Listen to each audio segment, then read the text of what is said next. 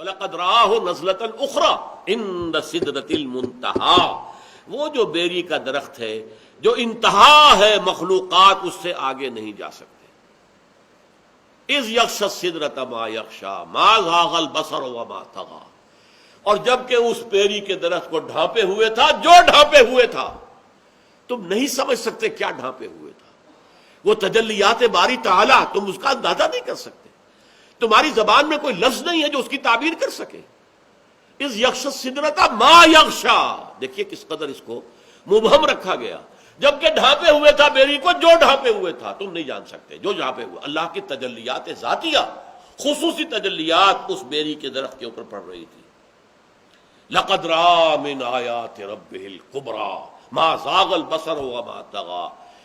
اس آیت کا مفہوم تو میں علامہ اقبال کے ایک شعر کے بغیر نہیں سمجھ پایا تھا۔ علامہ اقبال کی نہایت عظیم نظم ہے ذوق و شوق بال جبرائیل میں، میری ذاتی رائے میں علامہ کی شعریت اپنے نقطۂ عروج پر جو ہے وہ اس نظم میں ہے، اور اس کے آخر میں ایک شعر ہے، ایک تو شعر بڑا عجیب ہے، تیری نظر میں ہے تمام میرے گزشتہ روز و شب، مجھ کو خبر نہ تھی کہ ہے علم نخیل بے رطب۔ اے اللہ تیری نگاہ میں ہے میری پوری زندگی، میں نے علم حاصل کیا، فلسفہ پڑھا یا مشرق کا مغرب کا، لیکن مجھے معلوم نہیں تھا کہ یہ علم جو ہے یہ ایک ایسے کھجور کے درخت کے مانند ہے جس میں کھجور لگتی نہیں، نخیل بے رطب۔ مجھے تو اس علم سے کچھ حاصل نہیں ہوا، مجھے یقین حاصل نہیں ہوا، مجھے تیری معرفت حاصل نہیں ہوئی۔ خرد کی گتھیاں سلجھا چکا میں، میرے مولا مجھے صاحب جنوں کر۔ اے اللہ بن عقلی گتھیوں کو تو جو بھی تھا میں سلجھا چکا، اب مجھے میرے اندر جنون پیدا کر دے، عشق پیدا کر دے، عشق کی دیوانگی پیدا کر دے۔ پھر جو شعر آتا ہے، عین وصال میں مجھے حوصلہ نظر نہ تھا، گرچہ بہانہ جو رہی میری نگاہ بے ادب۔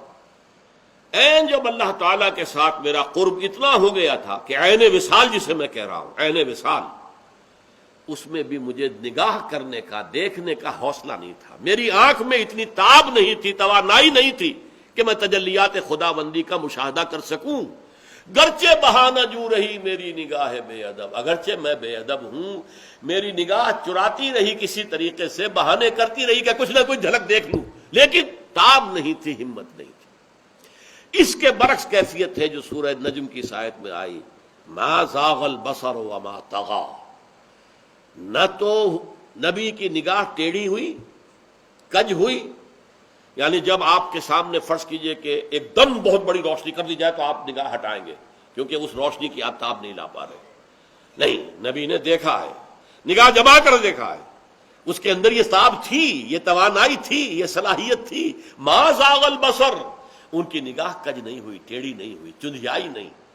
ما زاغ البصر وما طغیٰ، وہ حد سے آگے بڑھی بھی نہیں، ادب کے اندر رہی، حد ادب سے تجاوز نہیں کیا۔ اب یہ دیکھیے دونوں کیفیات اس کے برعکس ہیں۔ عین وصال میں مجھے حوصلہ نظر نہ تھا، گرچہ بہانہ جو رہی میری نگاہ بے ادب، میں تو بے ادب ہوں، کوشش تو میں کرتا رہا کہ کوئی جھلک دیکھ لوں، لیکن میرے اندر اس کی توانائی تھی ہی نہیں۔ لیکن یہاں یہ ہے کہ محمد نے مشاہدہ کیا ہے ان تمام جو بھی تجلیات ربانیہ ہو رہی تھی اس بیری کے درخت پر۔ لقد رأى من آیات ربہ الکبریٰ، اس نے اپنے رب کی عظیم ترین آیات کا، کبریٰ اکبر کا مؤنث ہے، عظیم ترین آیات کا مشاہدہ کیا ہے اس وقت۔